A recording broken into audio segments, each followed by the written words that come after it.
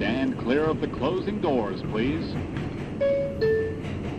All right, here we go. Subway Sports Talk. My name is Peter Kennedy, and I am your host. Thank you so much, as always, for tuning in to SST on Apple Podcasts, app, Spotify, anywhere you listen to podcasts, and also now on YouTube. So don't forget to go subscribe, rate, review. No, you don't do that on YouTube. Just go subscribe, notifications, etc. Watch our videos. We appreciate you very much. And joining me today, Andrew Calagna, my lone designated hitter tonight, here to talk baseball, here to talk a little bit of Knicks because we have to rant, here to kick this one off after that pathetic loss, and then a special segment, a new segment we like to call Off the Rails coming up. Andrew Calagna, what's up, brother?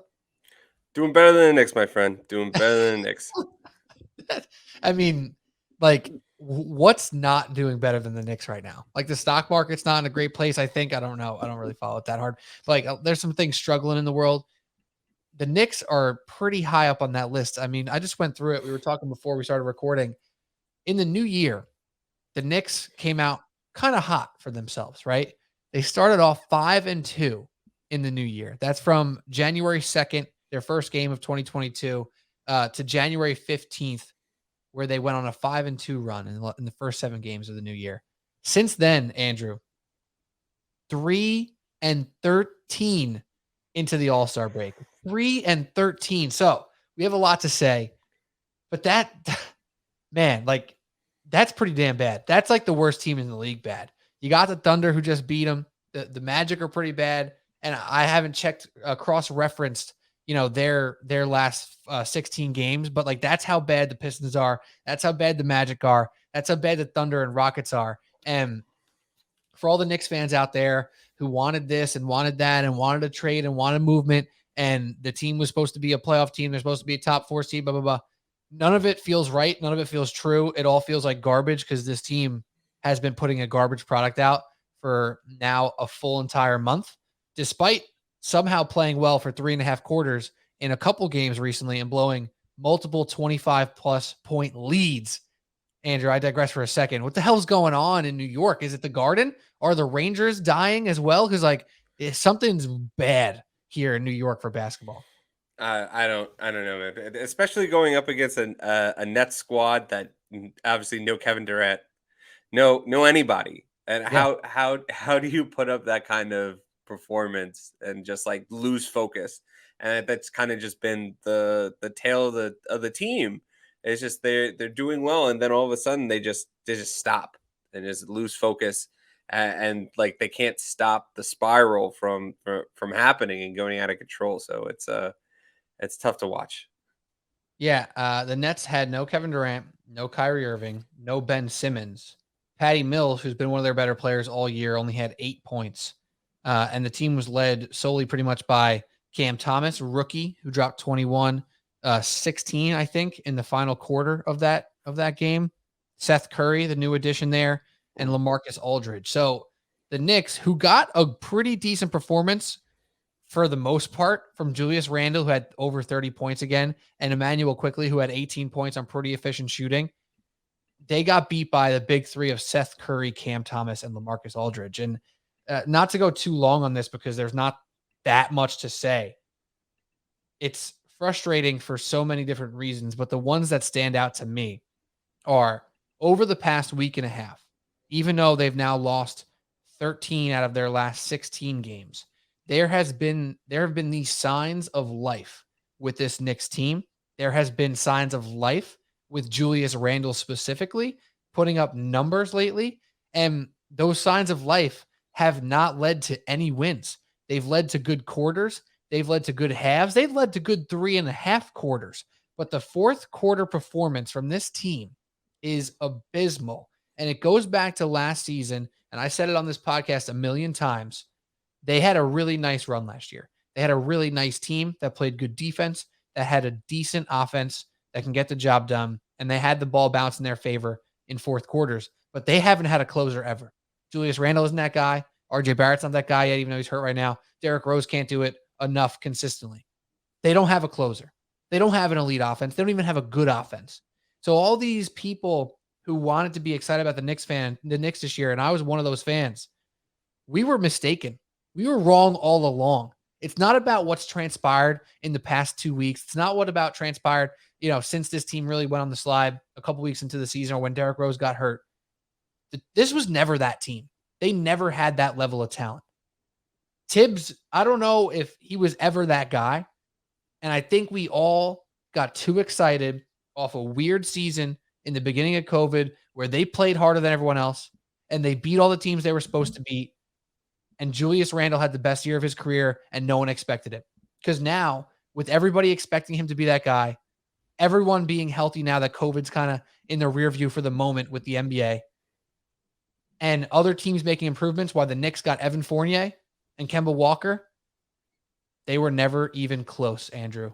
We all thought they were supposed to be a top 4 seed. I said, let's just hope they're going to be in the playoff, not the play-in. Then it was, all right, maybe we are a play-in team. Now we're 3.5 games out of the play-in tournament. 13 out of 16 losses, and there's no way up this season, I think, Drew. And it sucks. It sucks because they've had these moments where they had real juice over the past week and a half, and it hasn't meant anything but more L's.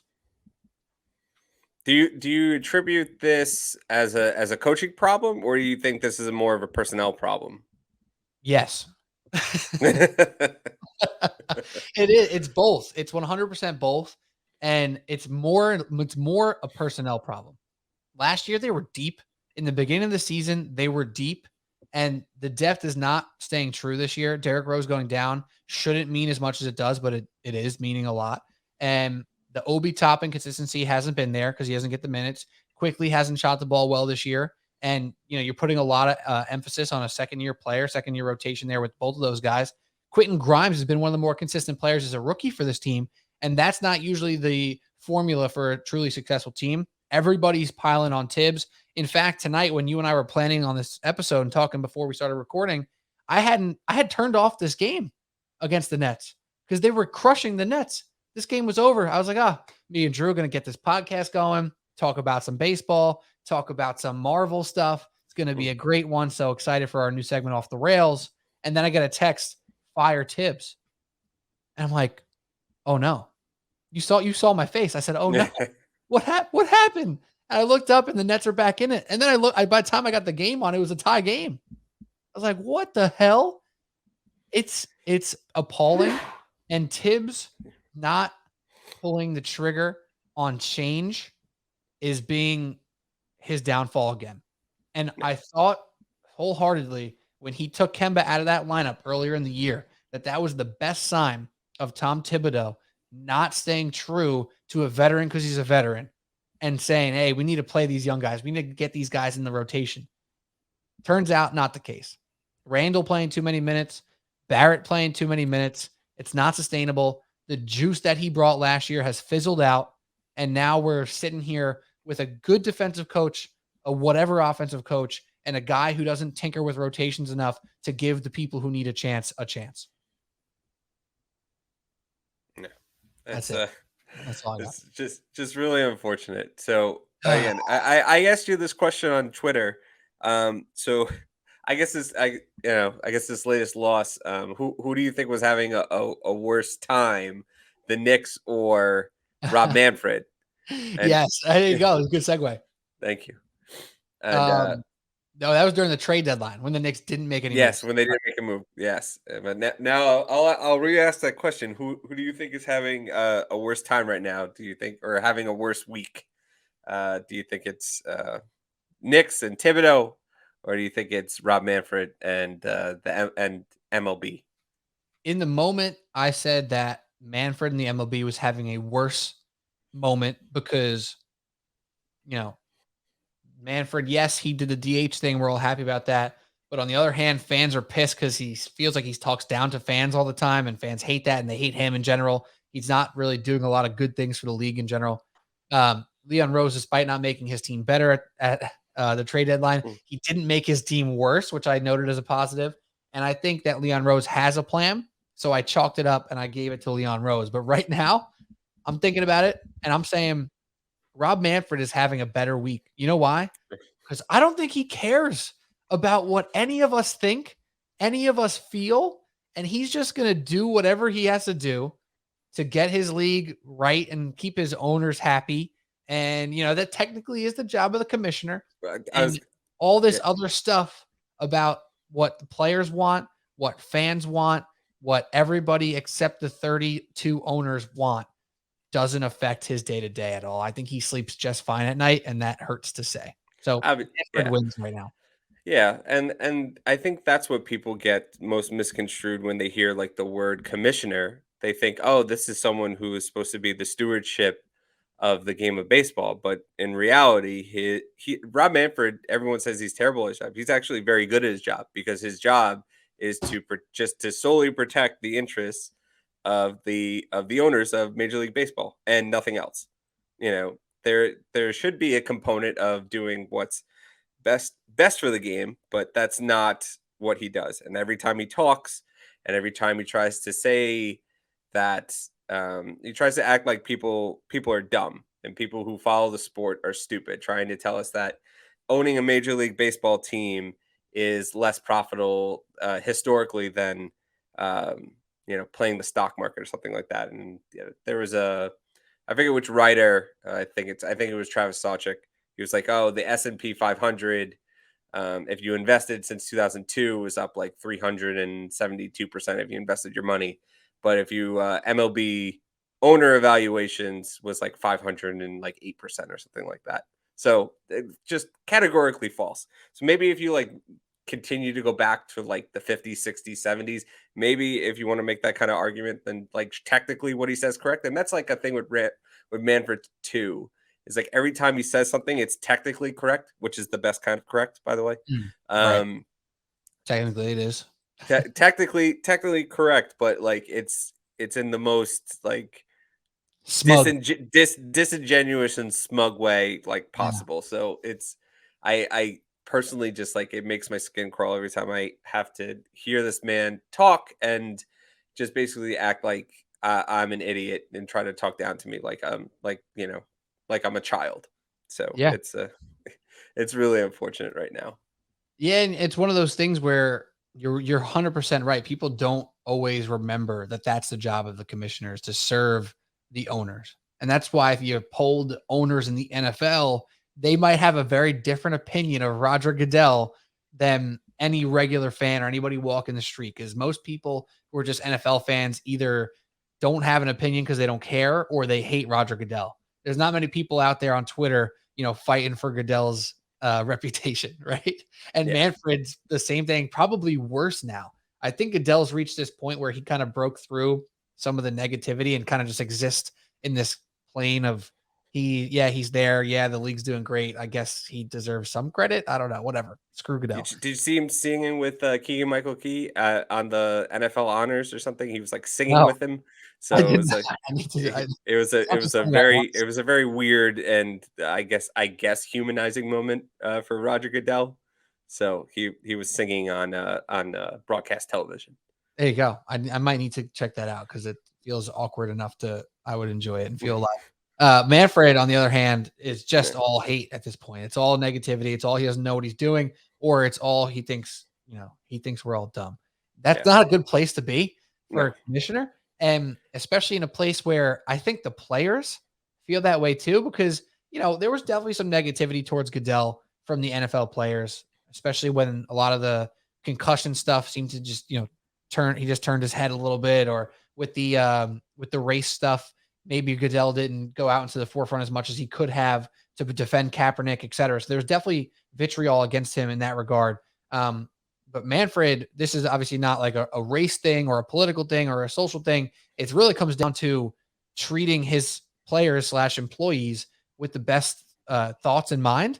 And I think players are now fed up too. You saw the video of Francisco Lindor saying like, yeah, we want to play. We don't want to hold this thing out, but we will do what we have to do to get what we deserve. Right. And all players probably feeling that way right now because they're feeling like they've been taken advantage of for a long time. And the interesting thing to me, Andrew, we're going to get into the details.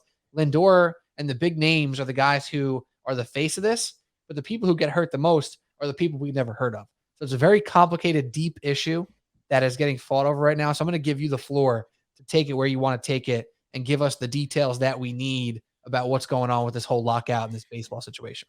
Yeah, sure. So people want to say that like, oh, it's a both sides thing. And that couldn't be farther from the truth. And it's always the same people try to say it's both sides. The players being greedy. And why should I care about millionaires versus billionaires? But it really comes down to it's like a microcosm of like the state of the country, basically. Um, where I'm trying to put this in the like the most polite way possible, but like if like someone tries to say, oh, I would, these baseball players make millions of dollars to play a kids game, I would do it for free. First of all, no you wouldn't. That's number one.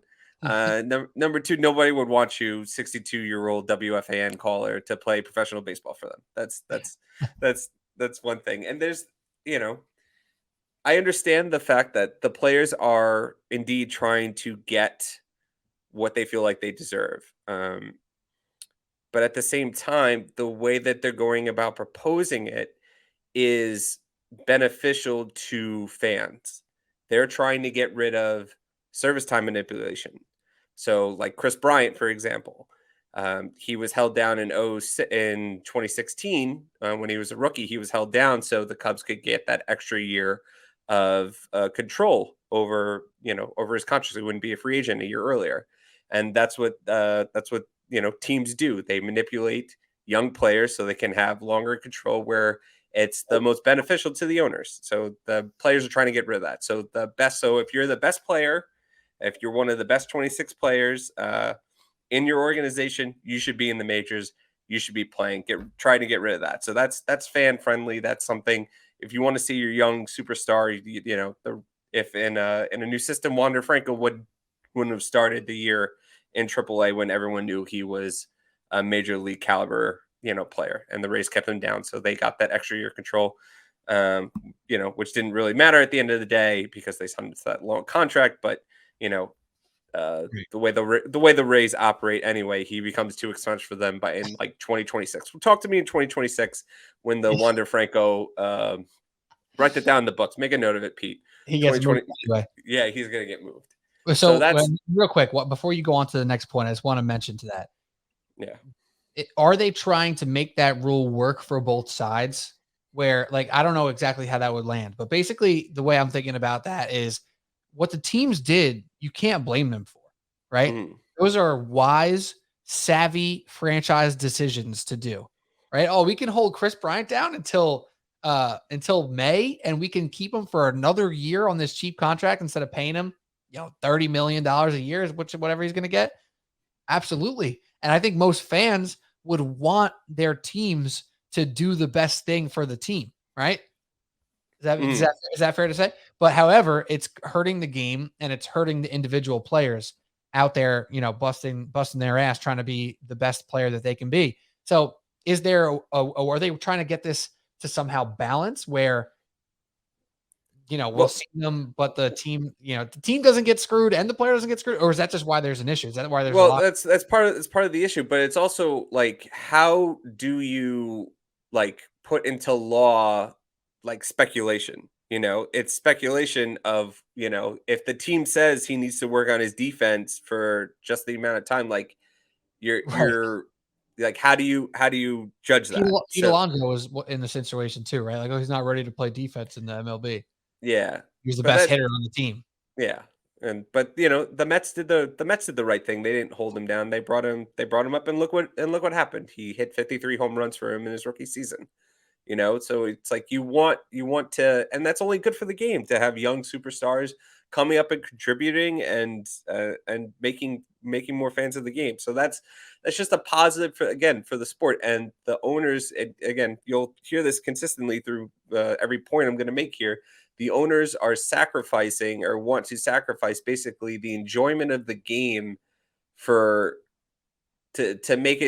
basically make them bulletproof, and where they basically not going to lose money if they don't field like an ultra competitive team. They can field basically every move and every proposal they've put forward, if they even made a realistic or a rational proposal, which I don't, from all reports, have said that they haven't. Every single thing is at the end of the day is a bottom line decision, And we don't, we have too many owners in there that are the Bob Nuttings and the smaller market teams that are just treating this as a maximum profit business rather than Steve Cohen, who is going to, I think even after signing Max Scherzer and stuff, that he's still going to, like, the Mets payroll might be like $300 million like this year. He still wants to sign like another pitcher and another position player.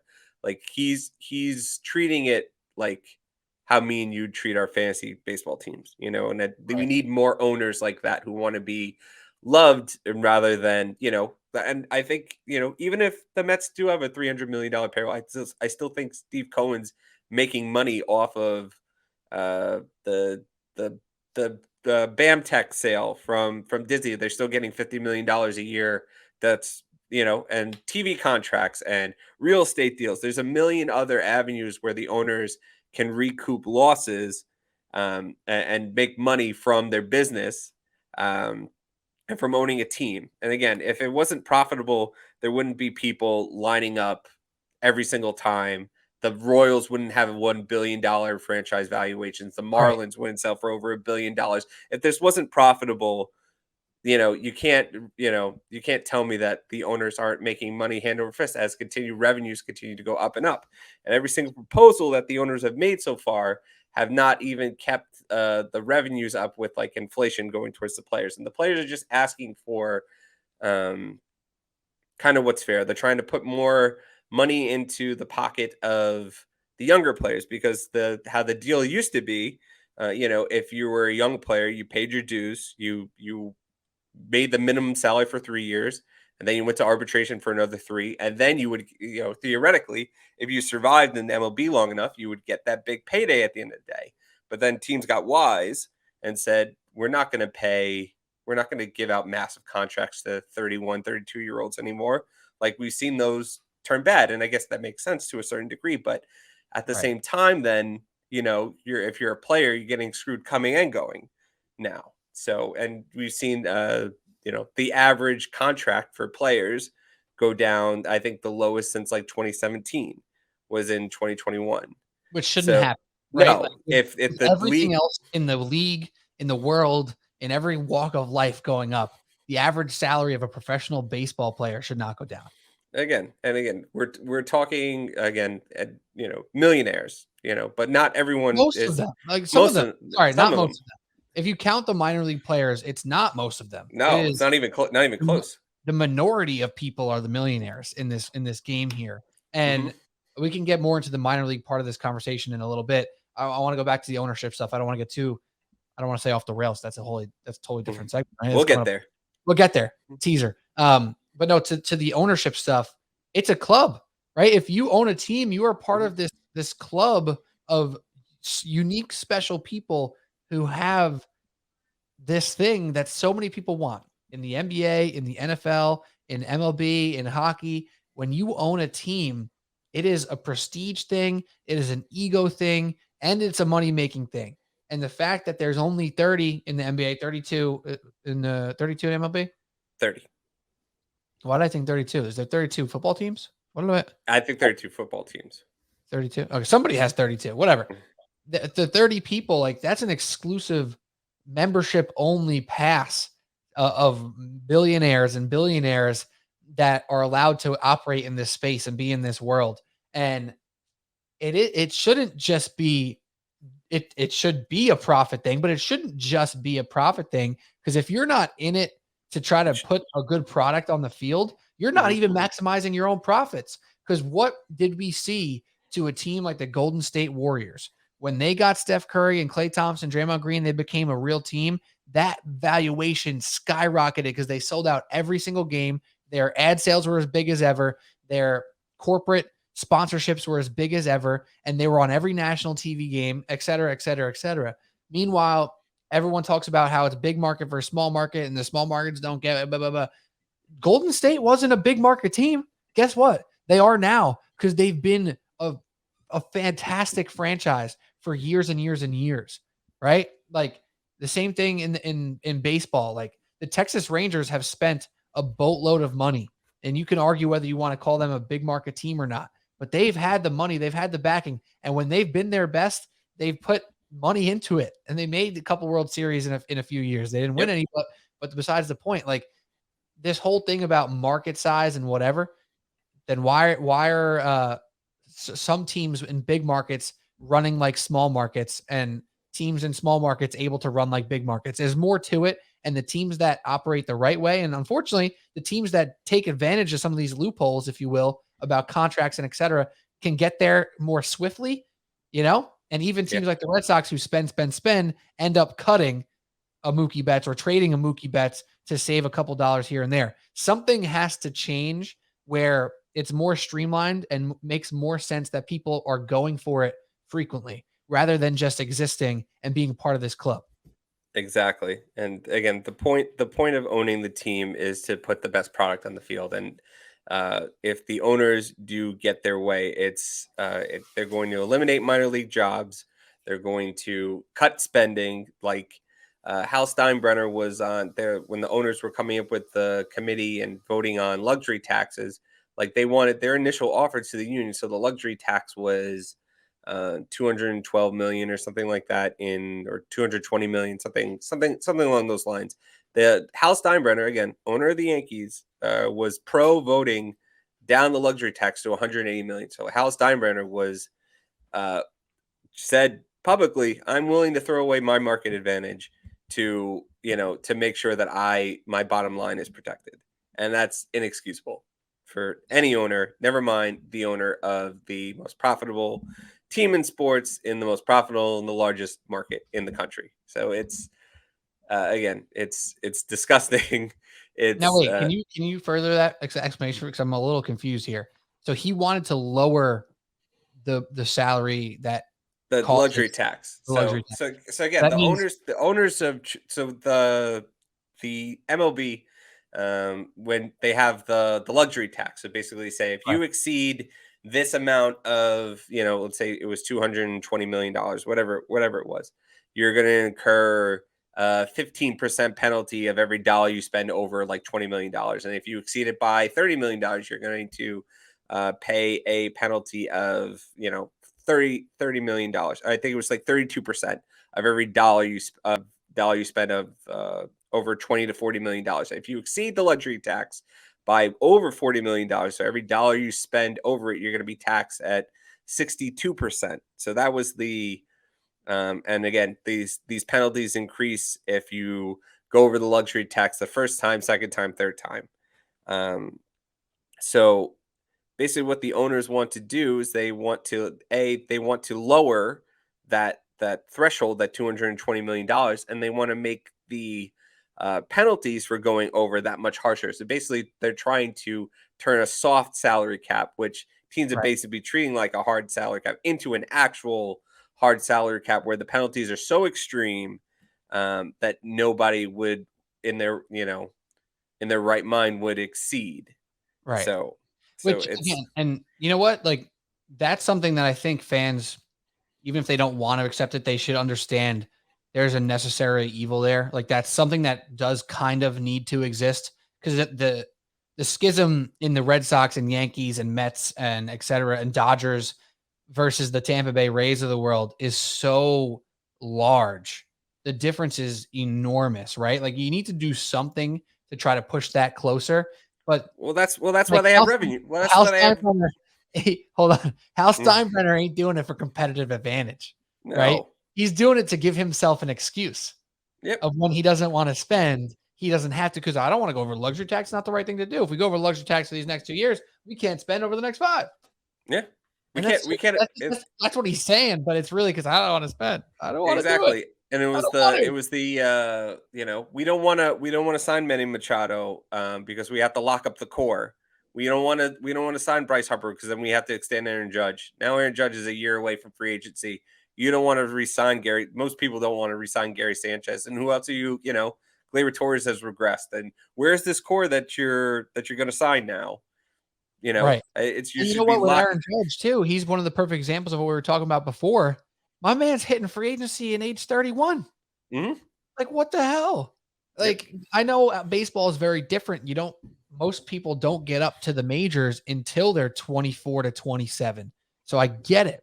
But the fact that so many players are done with their primes by the time they're a free agent for the first time in their careers is absurd. When in NFL and NBA, like these people are hitting free agency sometimes 2-3 times in their careers. And in MLB, it's like, all right, yeah, you can sign a 8-year contract, but you could also be 32 and all the way past your prime by the time you get there. Yeah, and I never fault like the Wander Francos of the world signing those deals. But if like Wander Franco signed for, I forget what the numbers are. He signed for a very large amount of money. He signed for like 12 years and like 100 and like I think it was like close to like $200 million, something Right. along those lines. If Wander Franco, so that's just the extension he got from the race. If Wander Franco was a free agent today, the dollar amount on his free agent contract would be like $600 million. Like that's what the market would bear to sign a 19 or 20 year old superstar. If for you would sign a 15-year deal, $600 million, something like that, something crazy. So it's like, what are we doing here? What exactly are we doing here, and how do we just kind of fix this broken system? I don't think the players can. I don't think it's realistic to expect the players to be able to get everything, their entire wish list, but they, in order to basically save the game of, I wouldn't put it as drastic as save the game of baseball, but to the best interest of for fans and for the younger players, if they lose out on this, I don't, the landscape of the sport will drastically change, and I don't know what it looks like after that. What do the Yankees look like if they have if a luxury tax is only $180 million? What do Right. what happens then? And it's just nothing good. And Nothing good can come from it. what it feels like is that ownership and the general managers who are actually pulling these strings, are they striving for a league of replacement players? Like, or do they trust that the young talent is going to come up every single year, that they can just kick out the 28-year-old instead of paying him to get another 24-year-old in? Maybe it is what it is. I mean, But that's what that the being Rays said, do. right. And that works to an extent. But guess what? If you start chipping away at the minor league system, that pool of talent that you want is going to be smaller and smaller and smaller. And then you have to be much more right about who you evaluate and who you choose. And like there's not enough smart teams in baseball to operate that way. Yeah. So And that's not a system that could work. That's not even in the most analytic, data driven places. Like teams still get players wrong majority of the time. all the time. Yeah, all the All the time. time at the highest level as well, and I know a guy who, I played against in high school who's currently in an MLB organization. He got his first call up to the majors last year. He's my age, so he's 27, right? Like in theory, he's 27 now. He's probably in the peak of his pitching career, like his highest velo, his best movement, his best command, all that stuff is probably top tier for where he's ever been as a pitcher. And right now, if he came back into the majors for his organization, he'd be on a rookie deal at 27. And based off his trajectory, there's a better chance of him being off of MLB roster and out of the league than making it to free agency and ever signing like a real deal. So this Exactly. guy who's committing 10 plus years, perhaps, if he goes through his whole rookie contract, 10 plus years, perhaps, to Major League Baseball and minor league baseball, like he's walking away with a couple $100,000 for sure. But that's over 10 years. And then that's it. Like he has to find a new career. Yeah. Does he have an in to be able to train pitchers? For sure. But, everybody who sits in a desk and does a regular job, or anybody who works in a union, contracting, teaches, whatever you may do, people always think, oh, you making $100,000 over to play baseball. Like that's the life. No, it's not. These people are grinding 6-7 days a week, having to eat like a professional athlete, having to train like a professional athlete, having to travel like a professional athlete on an income that doesn't add up to that lifestyle, to what they're expected to do week in, week out for a whole entire year to make it to the majors like this organization wants them to. And guess what? If you don't, you just made no money. You have no job. You might have not went to college because you got drafted. Good luck. Yeah. Good luck. Go exactly. find a new career. Go start something new. That's Or it. it's I always find that argument funny too. It's like, oh, school, these guys are making $100,000 and millions of dollars to play a kids game, and teachers only making this and that. Like, follow that thought process through for a second here. Or fine, if you wanna say, I'll admit, baseball players, teachers should get paid more. But if you follow that thought logic through, and baseball players get compensated for I guess, the skill level of, what it brings to society, then, follow that, continue to go upwards, then, these owners and billionaires wouldn't exist as well.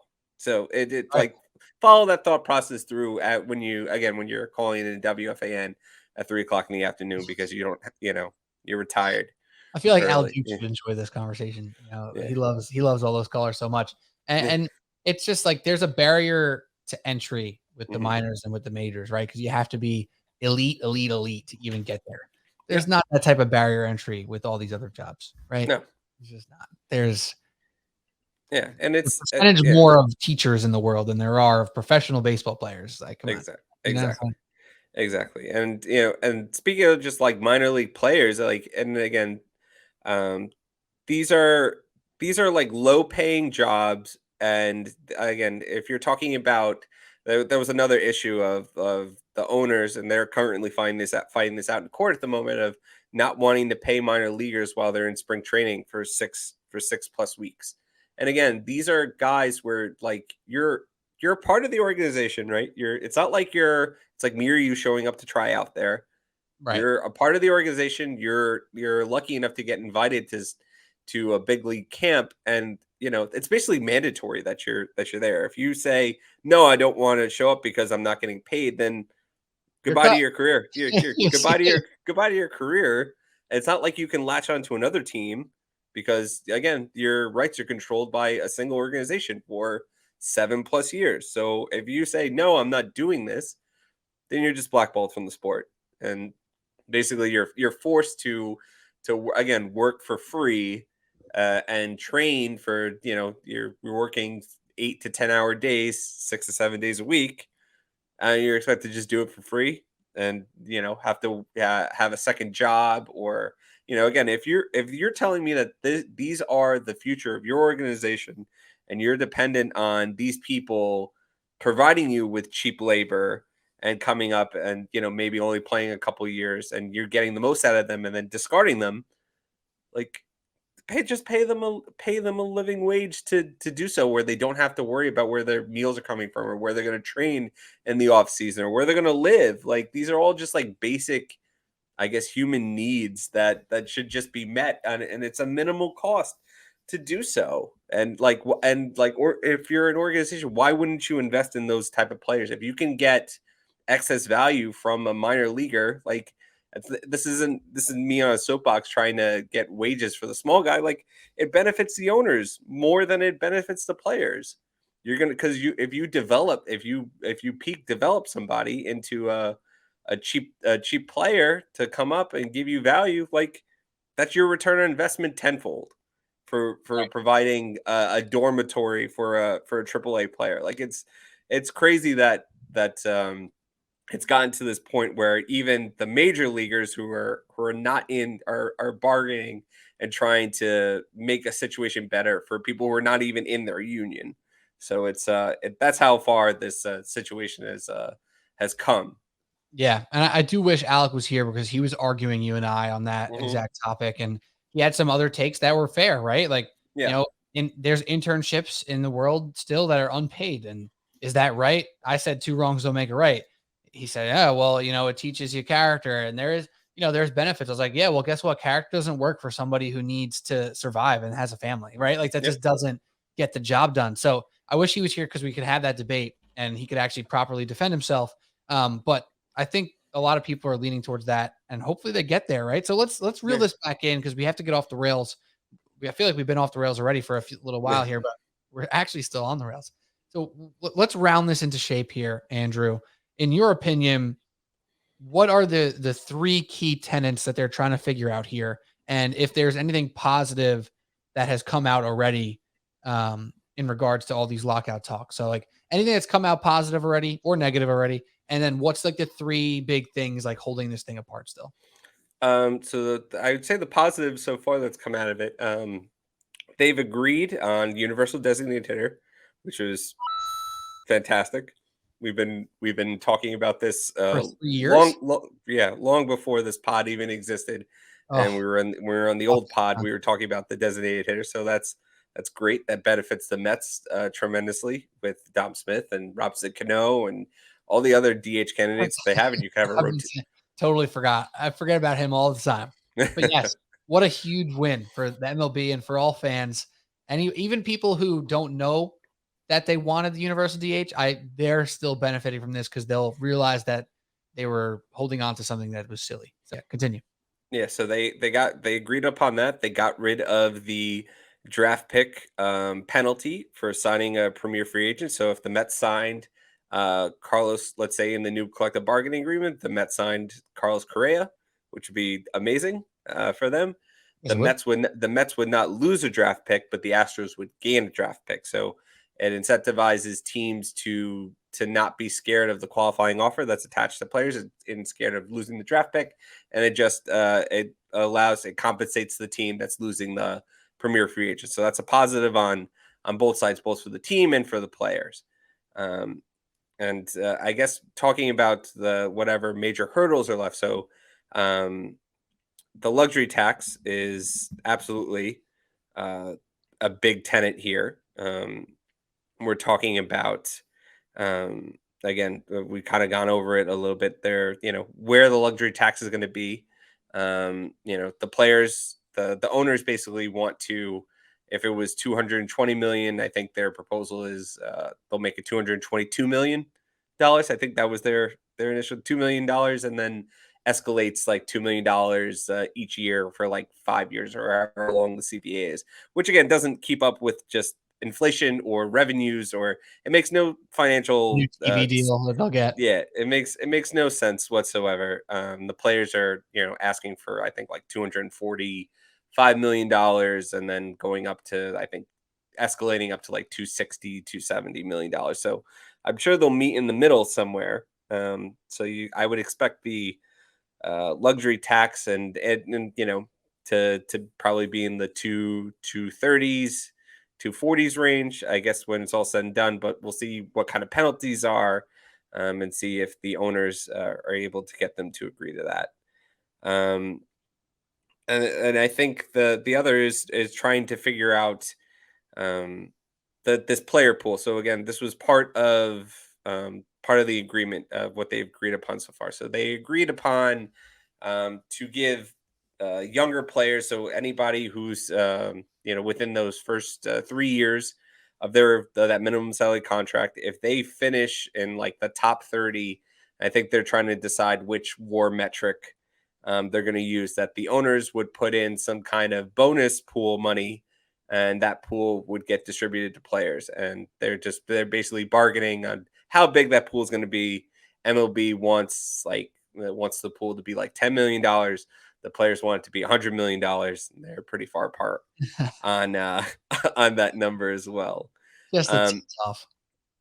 And I think the last major issue, again, when we talked about this as well, is the minor league. So MLB is proposing to get rid of, or have the ability to get rid of, as much as hundreds of minor league players. So to shrink that player pool down, and just to not accrue that minimal cost of paying minor league players. So Yeah. it's trying to, again, it's the main difference of trying to get money into the younger players' hands, trying to not incentivize manipulation of younger players, making sure they're up in the major as soon as they can, and making sure that owners continue to spend in free agency, and make sure that their salaries continue to rise. And it's funny, and again, it's not to dig back into the whole thing.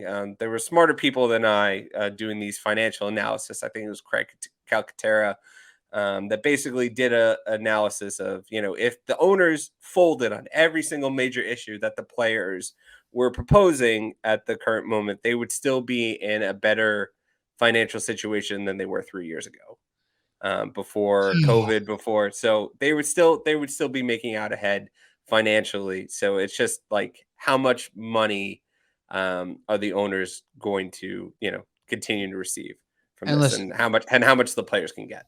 I hate to break this to everybody out there, but there's a reason that all those people are owners. Yep.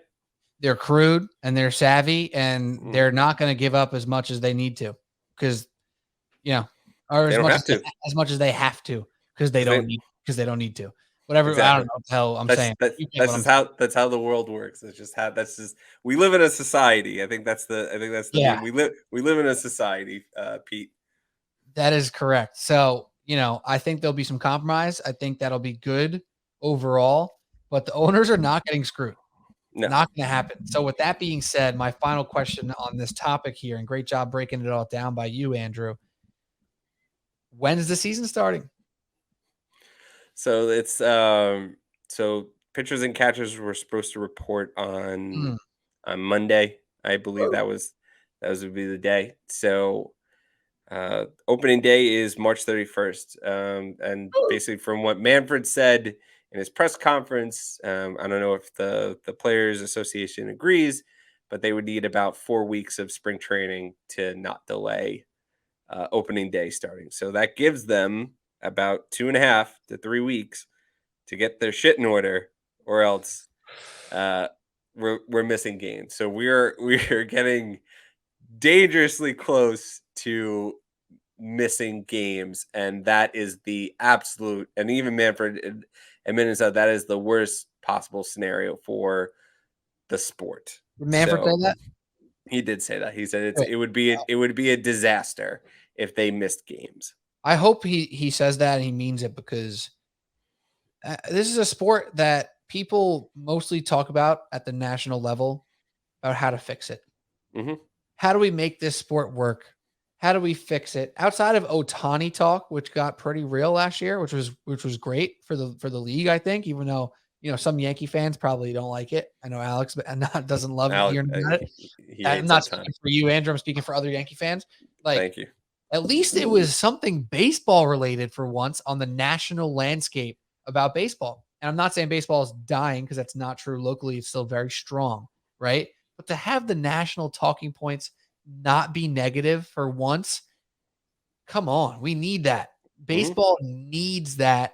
And everyone jokes on the NBA who's not an NBA fan, but what they do every single year is capture narrative and talk about basketball every single year, whether it be an MVP debate, whether it be an NBA finals debate, whether it be free agency and trades.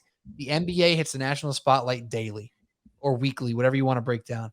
MLB hits the national spotlight quarterly, and 3 of those 4 quarters are usually negative. How do we fix it? What's wrong with the Hall of Fame? This sucks. There's a lockout.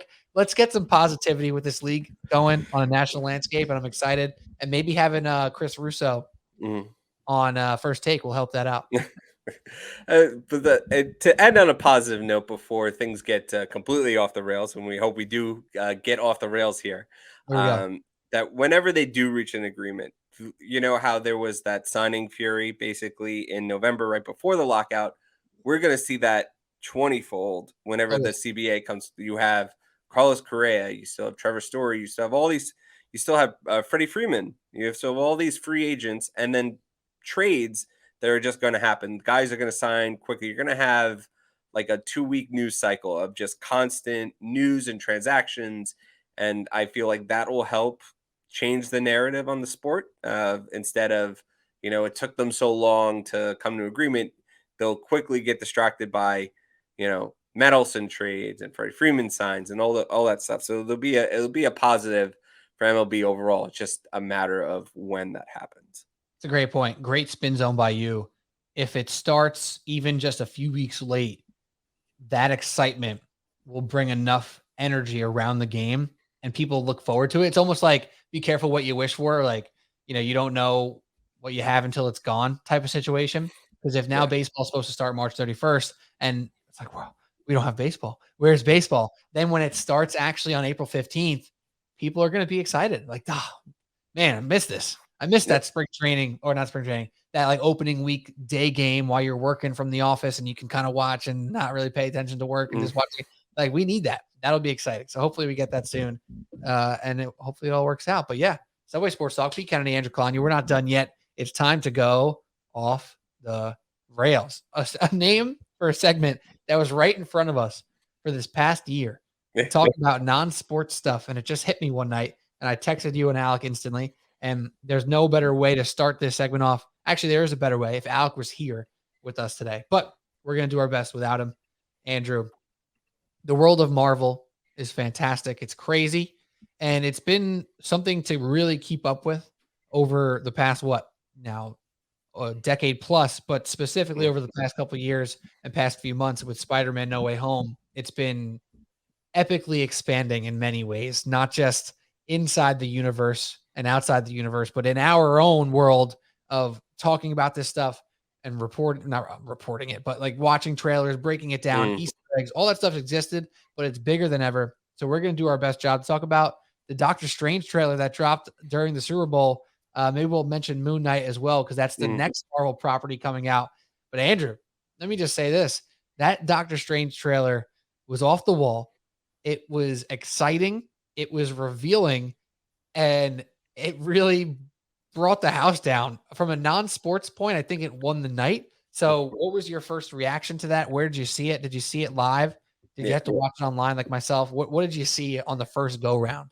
Oh, I saw the initial. I think they did like a 20-second teaser, and they're like, "Oh, watch the rest of it online." So like the game was going on, and I was just like, I like put in my AirPod, and I was listening, watching the trailer while the game was going on, and it was everything that you could have possibly wanted, and everything that people have speculated about. And I'll 100% admit that, like, after Endgame, before we knew about Spider-Man and the shows and what they were and what they were, what they became, I was just like, I was kind of okay with the MCU kind of just like dying. I was like, this is the perfect ending for it. And now I am absolutely eating those words, because they have just thrown the kitchen sink in like the best way and the most satisfying way, for even if you're not even like a hardcore like comic book fan and you know any of the history. They just like, Marvel continues to give you moments that surprise you, but leaves you ultimately satisfied at like the end of the day. Like, I think we all knew that Tobey Maguire and Andrew Garfield were going to be in No Way Home, but like seeing them on screen and watching the movie, like, that didn't matter. That didn't matter that I knew what was going to happen. I was just so satisfied by what they presented to me at the same time. And then this Doctor Strange trailer was like just more of that, like the hints of Charles Xavier and Captain Carter and What If being potentially a major component of this movie, and Wanda, and all the rumored cast of this movie. That sounds so ridiculous that I don't believe it, but at the same time, like, I shared that list with you before we started here, of Tom Cruise being Superior Iron Man, Lou Ferrigno showing up, Leonardo DiCaprio somehow playing a Spider-Man. Like, this is all like crazy stuff that I don't believe, but like, Right. when we go see this movie in May, If and you saw Leonardo it, DiCaprio shows up on the screen, I'm just gonna be like, holy shit! is Like, that even that's though, actually the meme of Leonardo DiCaprio yeah, Once Upon a Time in Hollywood. yeah, yep, up, yep, yeah, Yeah. No, that it's fantastic. I don't know if I'm going to buy into that entire list yet, right? Obviously, but like you were just explaining, the way that they've landed so many of these ambitious stunts, and I don't mean stunts in like, Tom Holland and Spider-Man flipping around a screen. I mean stunts in the regards to them getting Loki and Owen Wilson inside of a Disney Plus streaming show that was so amazing. And What If as this animated series that everyone's like, it's just a cute little attachment. It's fun. It's different. It gives you this whole other world of possibilities, blah, blah, blah. And then it's like, you see that Doctor Strange trailer at the end of Spider-Man. And I said to my friend I was watching it with, I was like, yo, did you watch What If? Right? He's like, nah, whatever. I was like, bruh, you got to watch it now. When you see the multiple stranges, and if you still haven't seen What If, go watch it, especially before this movie comes out.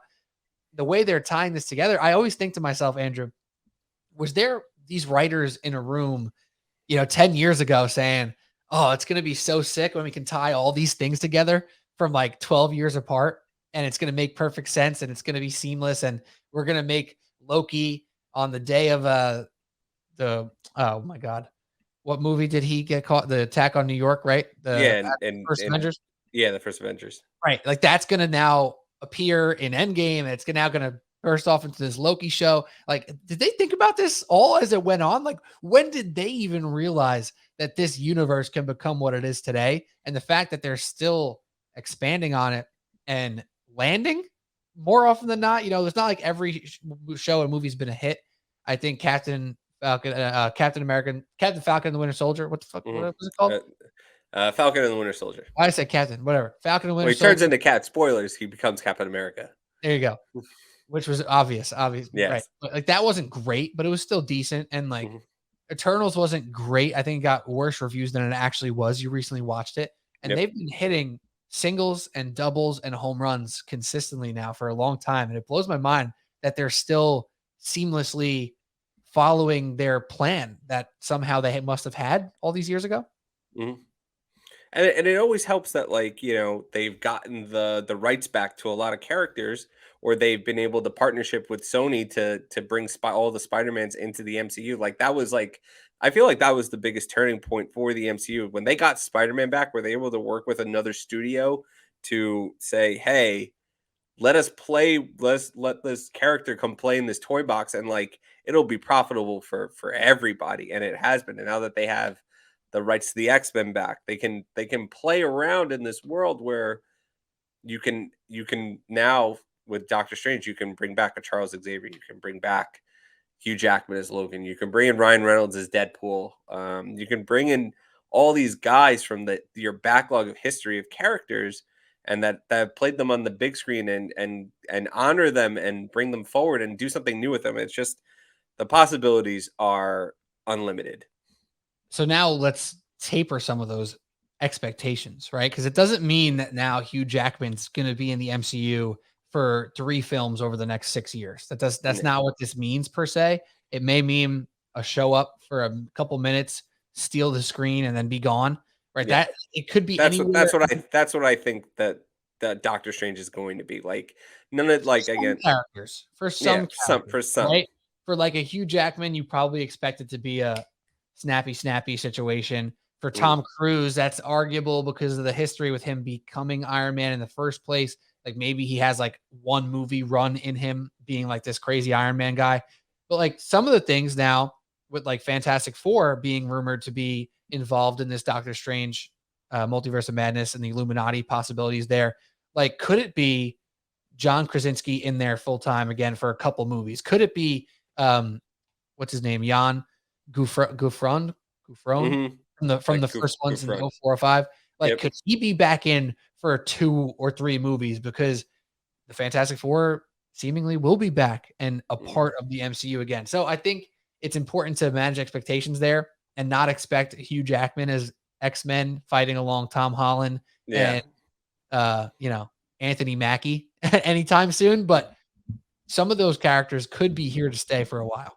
Or I think if Chris Evans comes back as Johnny Storm, like everyone's, I could 100% see like the movie, like Chris Evans shows up, he's just wearing like a regular outfit, and they're like, "Holy shit, Captain!" Steve Rogers is back, and then he goes like, "Flame on," and then like he fucking turns into the Human Torch. Like, that'd be like. I heard a thing from the guy on New Rockstars. MT, I forget his full name. Mastertainment is what he goes by on Twitter. MT. He said something. He's like, the way I think about this happening is like a Rick and Morty situation where like there's characters in Rick and Morty who come in for an episode and you're like, this is the greatest thing I've ever seen. I have no idea what that is, but I love it. And then it's gone. Might not matter. Might not ever come back. Maybe it comes back a season later, like Bird Person, right? Or Mr. Poopy Butthole had this run. Like Squanch. Yeah, Mr. Squanch man. Like those people kind of show up. You're like, is this guy important? Like nothing's important. Nothing matters. Whatever. Like some things in the MCU can become like that soon, which is exciting. But then some of those characters will be here to stay as well, which is also exciting. I don't know where it lands, but it's something to think about. Yeah, it'll be all I know is that like they've earned the trust I have in whatever they're gonna do. They could tell me again, nobody knew who the Guardians of the Galaxy was, before they showed up. They could make a movie about the most obscure character that like 12 people have heard, and I'd be like, it'll be fucking awesome. Like I just know. Be at least decent.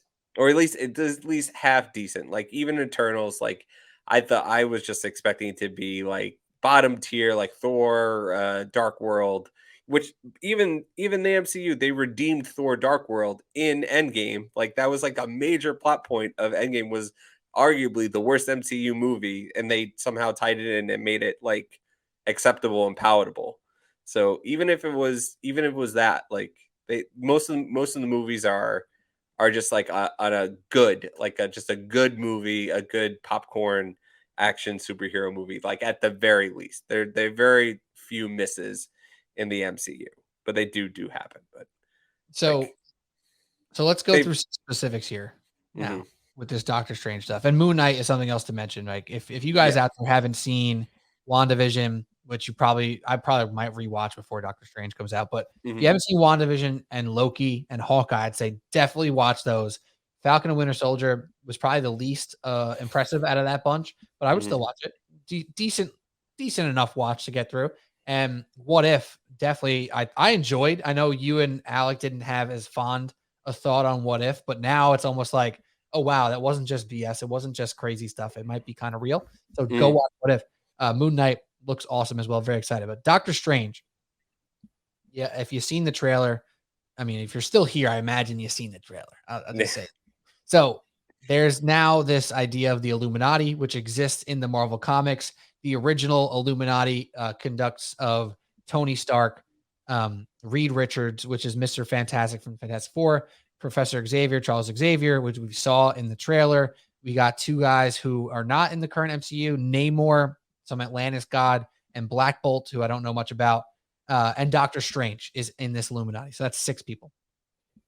Right now, Doctor Strange is a prisoner heading into this Illuminati, and there's tons of ideas of who else fills out these chairs, Andrew. The one that we can definitely 100% confirm is Professor X, Charles Xavier, whose voice we heard, confirmed in the movie, etc. That leaves 5 other spots, some possibly easier to fill than others. So if you had to bet on 2 people, because we're not going to make you bet on all 5 because it's hard to do that. If you had to put money on 2 people to be in there, who were your first 2 picks to be in those other chairs? Tom Cruise as Superior Iron Man. Okay. Yeah, that's absolutely number one, because you saw the armor and the Ultron robots that looked very similar to his comic comic book adaptation. So that makes 100% sense to me. And then I think the other one I would definitely say is Reed Richards. You kind of saw the outline of like the 4 on his shirt. If you looked at one of those websites that do like the major breakdowns of the trailer, I just don't know if that's John Krasinski or the guy from the 2000s Fantastic Four. But those would be my 2 main bets of 100% who's in that room.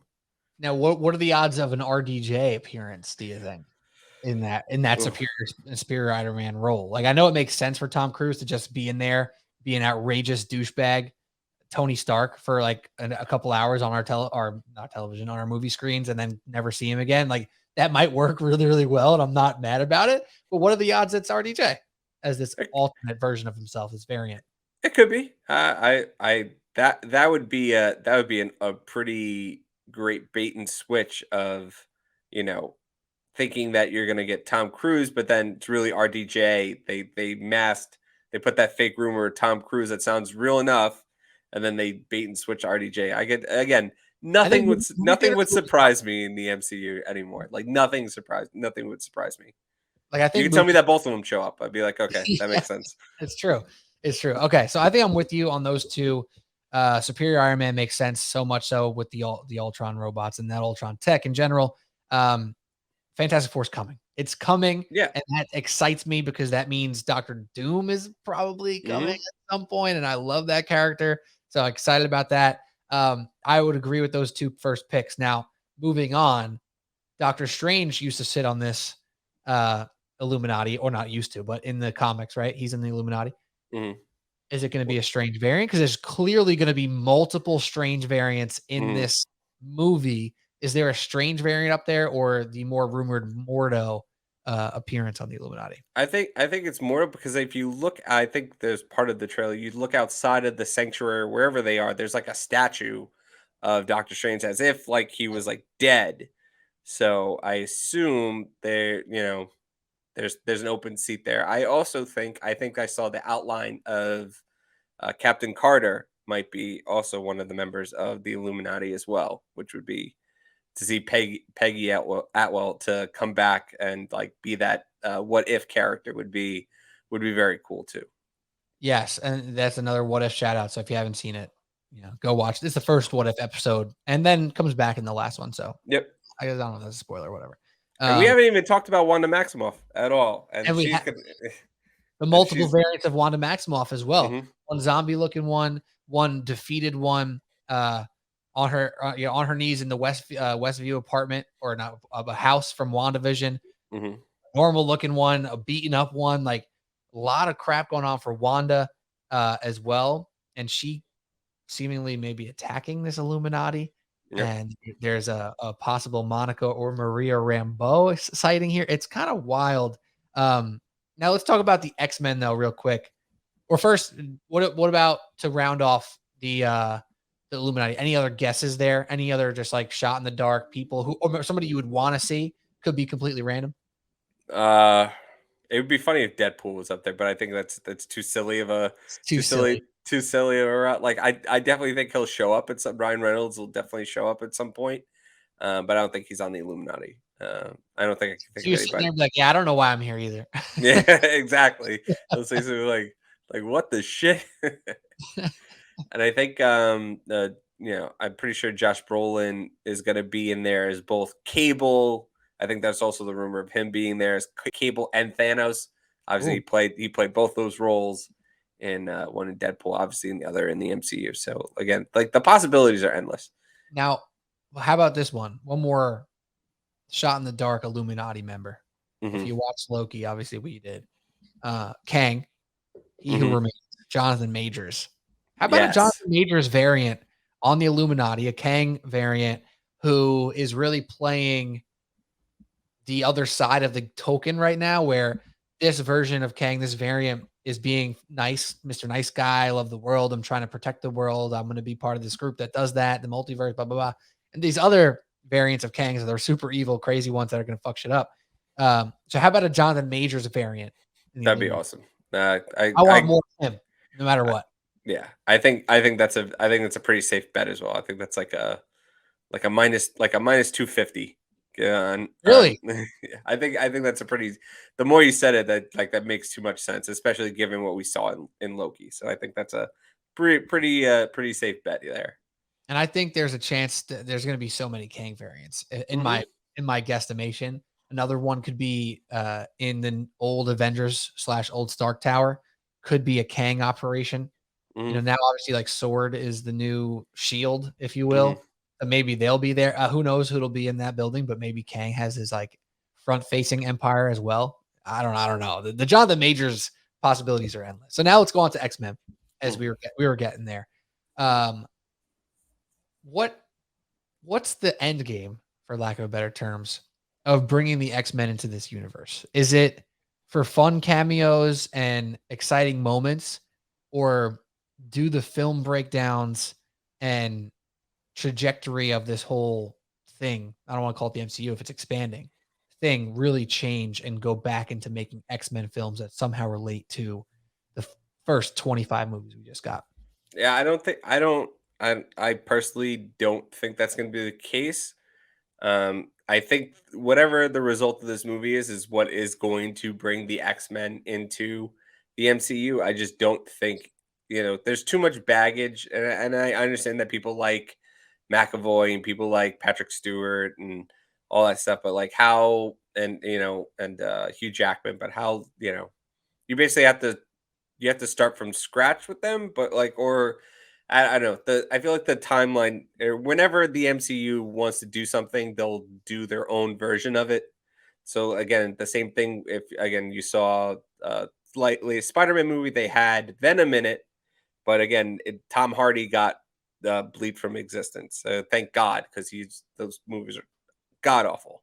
And the MCU wants to do their We own love Tom spin. Hardy, but not that Tom Hardy. No, he's just sweating and he's just like mumbling and like just like making really weird acting choices like the whole movie. So like I'm glad he's gone. So but it leaves interpretation for the MCU to do Venom on their terms. So I assume it will be a similar case where they'll have some kind of connection to those X-Men, but I feel like we'll get new actors or maybe some mix of old and new. Right. And new origin stories. New origin stories, a whole thing. They'll properly set it up to be a part of the universe. So there'll be some kind of connection to Patrick Stewart and to Hugh Jackman in them, but or maybe Sophia Turner, or maybe they'll give her another shot to be in the movie. But there's no way you can continue with the legacy of like those Fox movies that were just not great. Some of them were good. Some of them were good, but like hating on the whole series, the whole franchise. Some of them were really good. X2 is like a top 5 comic book movie of like all time, but like some of the other stuff like Apocalypse and X-Men 3 when they tried to do the Dark Phoenix story twice and both times they crash and burn. But as a Phoenix probably does more often than not. Yes. Boom. We are off the rails, my friend. We are off the rails. Yeah. Well, Days of Future Past, pretty sick. Sick. Great movie. All right. So anything left to talk about here with Doctor Strange? I mean, May 6th or anything maybe about Moon Knight. I'm super excited for that one. I mean, Marvel going dark and just saying, yeah, we're not holding back. This is going to be on Disney Plus. We don't care. It's going to be violent. It's going to be real. It's going to be dark, and it's going to be spooky. I'm into it. And Oscar Isaacs is a fantastic actor. I'm not sure about his British accent. See how much of that is a part of. I'm just going to say, yeah, I'm chalking that up to him having multiple personalities and accents in the show. That's why it was weird in the trailer. Yes. All right, I'll give that, and again, I'm willing to give it a shot. But his English accent is not good. It's not good at all. So, but I'm super excited. And he's a fantastic actor, English accent aside. So I'm pumped. I am pumped for to see Oscar do his thing and be a proper superhero. Yeah.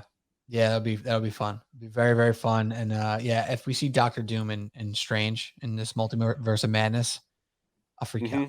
I think that's more of like a end credit scene reveal. Yeah. Than like the hype is crazy for a Doom show up or something like that. Because I feel like what they really could do with Doctor Doom, with Victor Von Doom, if you will, is really, really build him. And like, you know how Jake Gyllenhaal's character in Spider-Man like was good for a little bit and then he was not good, whatever. Like they did that in one film. They could Victor Von Doom that across like 3 films. Yeah. Like really, really build him out. And like maybe people all know he'll be bad at some point. Yeah. His name is Doom. His last name is Doom. So like, it kind of gives it away. You could argue if he like had some points, right? Like I don't know. He was trying to protect the world kind of too. I don't know. There's a lot of things to be said about it. So yeah. That'll make me excited.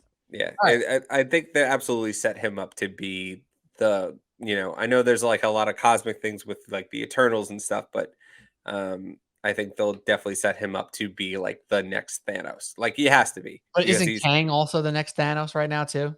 Could possible. They could exist in the same realms though. Yeah. It's entirely possible. There's a lot of pieces on the board, my friend. I'm overwhelmed. Can't wait for March for Moon Knight. I can't wait for May for Doctor Strange. I've been wrecking Marvel content since that trailer came out. I'll just tell you that much. It's fantastic. Absolutely. All right, Andrew, good stuff as always. This is a nicely timed episode. We had about 10 minutes or so of Knicks talk, about 45 minutes of baseball talk, and then another 15, 20 of Marvel talk off the rails. Good stuff, my friend. Good stuff. Yeah. Happy to be a part of the inaugural Off the Rails. There we go. And the thing of too, like me and Alec were talking when I think it was like a couple months ago. I think we wanted to talk about Spider-Man, and we wanted to talk about like Ghostbusters Afterlife. We were like, how are we going to do a spin-off podcast of Subway Sports Talk? What are we going to call it? And then you came to me. We can just include it. We can just throw it on a little segment off the end there. Just the mother. I forget what the something is the mother of all invention. So you did well. You did well, Pete. There we go. And you know what? If people don't want to listen to this, that's on them. And anyone who did listen to this, hopefully enjoyed. That's all I can say. Absolutely. So, Subway Sports Talk, y'all. Thanks for listening to this special Off the Rails segment. And let me hear your Knicks takes. I want to hear your Knicks takes. I need to hear people rant and rave and be upset because I'm upset. And misery loves company. So let me hear that stuff on Twitter at Subway Sports Talk, TLK, Instagram, TikTok, whatever you want to do. Subway Sports Talk. YouTube, don't forget, subscribe, hit the notification button, rate, review on Apple Podcasts. Thanks for listening. As always, Andrew Calagna, I'm Pete Kennedy. Cheers. See ya.